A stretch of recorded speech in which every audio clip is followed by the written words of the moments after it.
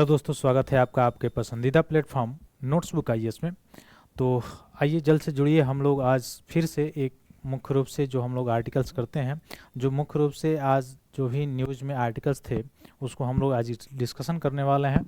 जो आपके PIB, the Hindu और इंडियन एक्सप्रेस में आपके एग्ज़ाम से रिलेटेड जितने भी आर्टिकल्स थे उसको आज हम लोग फिर से डिस्कशन करने वाले हैं। तो जल्द से जल्द जुड़िए ताकि हम लोग मुख्य रूप से अपने डिस्कशन को स्टार्ट करें, और साथ साथ हम लोग जो भी स्टैटिक्स का पोर्शन होगा उसको भी हम लोग कवर करने वाले हैं।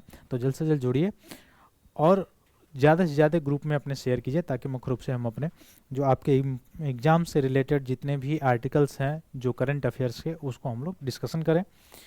जैसे पहला प्रश्न जो बन सकता था, वर्ल्ड पल्सेस डे यानी विश्व दाल दिवस के बारे में पूछ रहा है कि विश्व दाल दिवस जो है हर वर्ष किस तारीख को मनाया जाता है। तो हर वर्ष किस तारीख को मनाया जाता है? तो ये मनाया जाता है 10 फरवरी को। हर वर्ष 10 फरवरी को क्या मनाया जाता है? विश्व दाल दिवस। ठीक है, यानी वर्ल्ड पल्स डे। तो वर्ल्ड पल्सेज जो डे है वो हर वर्ष कब मनाया जाता है? तो 10 फरवरी को मनाया जाता है। आप लोग निकालेंगे कि 2025 का इसका थीम क्या है। 2025 का थीम क्या है? दाल आप जानते होंगे, इस बार बजट में भी इसका जो है जिक्र किया गया है, और इसमें प्रोटीन जो है ज़्यादा मिलता है, आपको पता भी है। ठीक है, और प्रोटीन का पाचन अगर पूछा जाए कि कहाँ पे शुरू होता है बायोलॉजी से रिलेटेड अगर, तो अमाशय से। कहाँ से? अमाशय से शुरू होता है पाचन। ठीक है, वही कार्बोहाइड्रेट का पाचन अगर पूछे तो मुख गुहा से होता है। ठीक है, अगले प्रश्न की तरफ अगर हम चलें, अगला प्रश्न है, हाल ही में संपन्न दिल्ली विधानसभा चुनाव 2025 में किस पार्टी ने जीत दर्ज की है? तो अभी आप देख रहे थे कि दिल्ली विधानसभा में, अच्छा दिल्ली जो है, दिल्ली आर्टिकल 239 ए के तहत एनसीआर क्षेत्र में इसको क्या किया गया? इस्टेब्लिश किया गया है। तो दिल्ली है क्या? दिल्ली है क्या? दिल्ली यूटी है, यूनियन टेरिटरी है, मतलब केंद्र शासित प्रदेश है। तो दिल्ली केंद्र शासित प्रदेश हो गया। अब आर्टिकल 239 ए में, अब इसमें जो गवर्न होता है वो एलजी, अब इसमें क्या है? एलजी जो है, और दूसरा जो है विधान सभा है। ठीक है, यानी इसका अपना लेजिस्लेटिव है।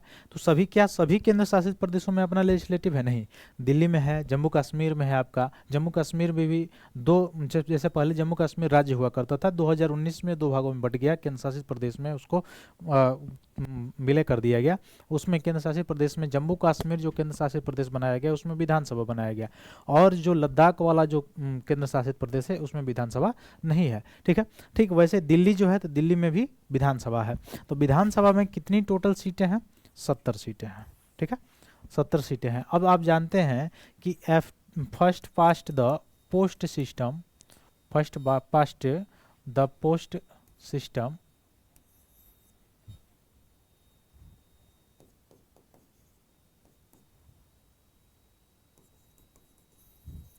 First past the post system में क्या होता है कि जिसका परसेंटेज ज़्यादा रहता है, जिसका बहुमत होता है, जिसका बहुमत होता है उसी की क्या बनती है? गवर्नमेंट बनती है। ठीक है, तो इसमें बहुमत जिसका होगा, तो इस बार किसकी बहुमत आई थी? बीजेपी की। ठीक है, आम आदमी पार्टी की नहीं आई है। तो इसीलिए किसकी गवर्नमेंट बनने वाली है? दिल्ली में केंद्र शासित प्रदेश है तो यहाँ पे मुख्यमंत्री होता है। लेकिन अगर देखा जाए कि क्या सभी केंद्र शासित प्रदेशों में मुख्यमंत्री होता होगा? तो नहीं। जिन केंद्र शासित प्रदेशों में विधानसभा होगा वहीं मुख्यमंत्री होगा, वहीं विधानसभा होगी। ठीक है, जहाँ पे नहीं होगा वहाँ पे या तो लेफ्टिनेंट गवर्नर के द्वारा चलाया जा रहा होगा, या प्रशासक जो होते हैं राष्ट्रपति के द्वारा नियुक्त होते हैं उनके द्वारा वहाँ पे शासन चलाया जाता है। ठीक है, अब एलजी जो होते हैं इनके पास कितने सब्जेक्ट्स हैं? 3 सब्जेक्ट्स हैं। जैसे कौन कौन सा? पब्लिक ऑर्डर, लैंड और पुलिस। यह 3 सब्जेक्ट जो हैं वह लेफ्टिनेंट गवर्नर यानी उपराज्यपाल के पास हैं दिल्ली में। बाकी सभी जो विषय हैं वह लेजिस्लेटिव असेंबली के पास है, वह उस पर कानून बना सकती है। ठीक है, तो ये इसको भी थोड़ा सा ध्यान रखिएगा। तो विधानसभा चुनाव में, दिल्ली विधानसभा चुनाव में सबसे ज़्यादा जो सीट मिला किसको मिला? भारतीय जनता पार्टी को मिला। इसलिए गवर्नमेंट किसकी बनने वाली है? बीजेपी की बनने वाली है। इससे पहले अरविंद केजरीवाल की पार्टी की सरकार थी। ठीक है, आम आदमी पार्टी की सरकार थी। ठीक है, तो इसको याद रखिएगा, ये दिल्ली से रिलेटेड कुछ जो तथ्य थे। अगले प्रश्न की तरफ अगर चलें, अच्छा एक और तथ्य थोड़ा सा यहाँ पे अगर मैं चाहूँ तो दे सकता हूँ। एक और तथ्य है कि इसमें काउंसिल ऑफ मिनिस्टर कितने होंगे। अगर पूछा जाए कि दिल्ली विधानसभा में काउंसिल ऑफ मिनिस्टर यानी मंत्री परिषद में मंत्री कितने होंगे, मुख्यमंत्री को इंक्लूडेड करके, तो उसके लिए है कि पूरे देश भर में जितने राज्य हैं उन सभी राज्यों में जितना उनका सीट है उसका 15 यानी विधानसभा के सीट का 15% ही काउंसिल ऑफ मिनिस्टर बन सकते हैं। इवन लोकसभा में भी ऐसा ही है, लोकसभा की जितनी संख्या है सीटों की संख्या उसका 15% ही क्या बन सकते हैं, काउंसिल ऑफ मिनिस्टर बन सकते हैं, included of the prime minister, ठीक है। और यहाँ पे included with the chief minister. तो लेकिन दिल्ली के लिए थोड़ा सा अलग प्रोविज़न है। दिल्ली के लिए क्या प्रोविज़न है, ओनली 10%, ठीक है, ओनली 10% है प्रोविज़न। तो ओनली 10% कहाँ के लिए है, दिल्ली के लिए है। लेकिन मिनिमम अगर कहा जाए तो 12, यहाँ में ये भी इसमें क्राइटेरिया भी है, मिनिमम जो है 12 लोग ही काउंसिल ऑफ मिनिस्टर बन सकते हैं। तो दिल्ली में कितने, जितना भी सीट है उसका 10%, जैसे सीट है टोटल 70, तो 70 का 10% कितना होगा, 7। तो 7 लोग क्या हो सकते हैं यहाँ पे मिनिस्टर बन सकते हैं। लेकिन ऐसा आप देख रहे हैं कि जो क्राइटेरिया है मिनिमम कितना है, 12, ठीक है, मिनिमम 12 हो सकते हैं, ठीक। तो इसको भी याद रख लीजिएगा। अगला प्रश्न देखिए, हाल ही में सैम नुजोमा का निधन हुआ, वो कौन थे। तो सैम नुजोमा कौन थे, तो ये नामीबिया के राष्ट्रपति थे। नामीबिया कहाँ पे पड़ता है, तो नामीबिया पड़ता है साउथ अफ्रीका महाद्वीप में। साउथ अफ्रीका महाद्वीप में अगर मैं लेके चलूँ आपको, तो ये है आपका साउथ अफ्रीका महाद्वीप। ध्यान से देखिए, साउथ अफ्रीका महाद्वीप में अगर आप चलेंगे तो ये है आपका, ये है साउथ अफ्रीका। अब इसमें है नामीबिया, ये है आपका नाइजर, और नामीबिया अगर आपको जाना है देन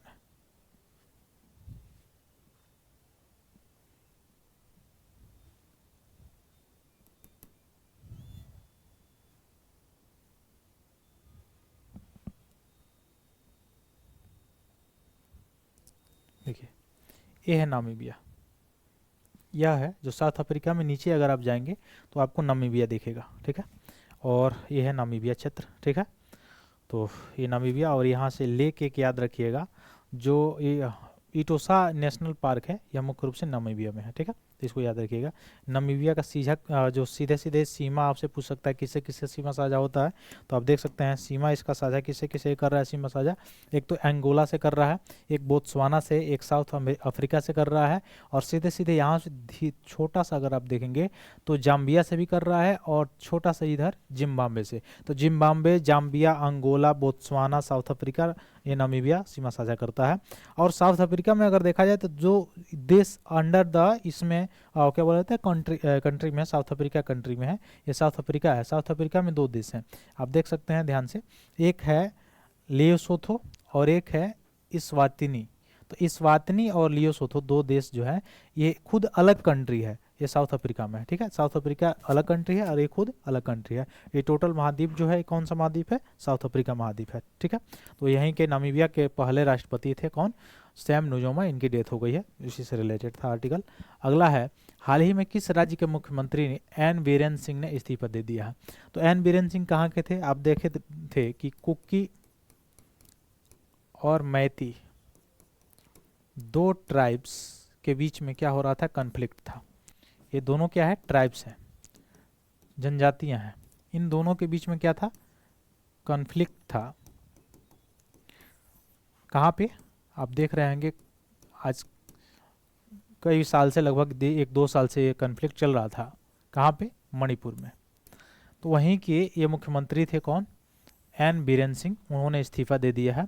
तो मणिपुर इसका सही उत्तर हो जाएगा, ठीक है। अब यह जब इस्तीफा दिए हैं तो हो सकता है वहाँ पे राष्ट्रपति शासन भी लगे, ठीक है।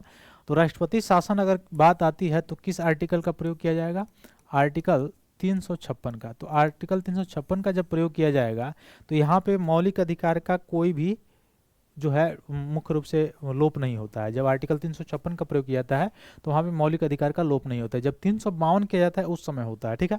अब इसका आधार क्या है, किस आधार पे लगाया जाता है, आर्टिकल 356 राष्ट्रपति शासन। तो यह दो आधार है, एक आर्टिकल 355 है, एक आर्टिकल 365 है। इन दोनों आधार पे ही 356 का प्रयोग किया जाता है। देखिए 1994 से पहले अगर हम देखेंगे, 1994 से पहले, तो बहुत ज़्यादा बार, सैकड़ों से अधिक बार राष्ट्रपति शासन लग चुके हैं। लेकिन 1994 के बाद SR बॉम्बई जो केस आया, SR बॉम्बई जो केस आया, उसके बाद से इस पे थोड़ा सा जो संघवाद का उसमें परिभाषा दिया मुख्य रूप से सुप्रीम कोर्ट ने, तो उसके बाद से धीरे धीरे रोक लगी। तो मणिपुर से थोड़ा सा लोकेशन आप याद रखेंगे, मणिपुर का सीमा कहाँ से साझा होता है, किन किन राज्यों से, या मुख्य रूप से देखा जाए किन राज्य के साथ साथ आपको देश भी पूछ सकता है। तो इवन आप याद रखेंगे मणिपुर ये है, आप देख सकते हैं ये है मणिपुर, और आपको दिखाई दे रहा होगा शायद, ये होगा, ये है मिजोरम, ये है मणिपुर, ये है नागालैंड, ये है अरुणाचल प्रदेश। तो मणिपुर की सीमा साझा किससे हो रहा है, देखिए म्यांमार से हो रहा है। तो एक अलग कंट्री से म्यांमार से सीमा साझा होता है। फिर म्यांमार से अगर पूछ लिया जाए सीमा साझा सीरीज से, तो ऊपर से नीचे अरुणाचल प्रदेश, नागालैंड, मणिपुर, मिजोरम, ये म्यांमार से सीमा साझा करते हैं। इवन बांग्लादेश का सीमा साझा भी म्यांमार से होता है। त्रिपुरा का पूछ देगा कि किससे सीमा साझा होता है, तो ओनली फॉर बांग्लादेश से होता है, म्यांमार से नहीं होता है। 3 ओर से घिरा होता है बांग्लादेश से, ठीक है, त्रिपुरा। अब त्रिपुरा का सीमा साझा मिजोरम से तो होता है, ठीक है, ये है मेघालय, मेघालय से नहीं होता है। अब ये देखिए आसाम से सीमा साझा मणिपुर का होता है, देखिए ये आसाम है, आसाम से होता है, फिर नागालैंड से होता है, और इधर आप चले आ रहे हैं तो यहाँ से मिजोरम से होता है। तो मणिपुर की जो सीमा है, ये राज्य की अगर बात किया जाए तो नागालैंड, आसाम और मिजोरम से सीमा साझा करता है। अनदर कंट्री से अगर देखा जाए तो म्यांमार से सीमा साझा करता है। तो यह लोकेशन बेस्ड क्वेश्चन भी आप याद रखिएगा। तो यह क्वेश्चन तो हम लोग सॉल्व कर चुके हैं। अगला प्रश्न क्या है, हाल ही में लेबनान का नया प्रधानमंत्री किसे नियुक्त किया गया है। तो लेबनान का नया प्रधानमंत्री कौन नियुक्त हुआ है, नवाब सलाम। कौन, नवाब सलाम।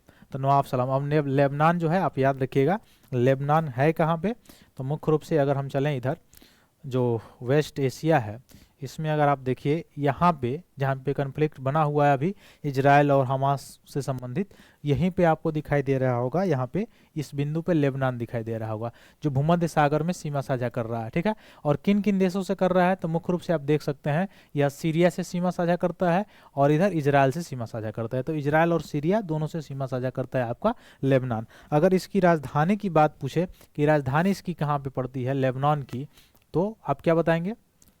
अगर पूछा जाए कि इसकी राजधानी क्या है, तो राजधानी आप क्या बताएंगे, ब्यूरट, ठीक है।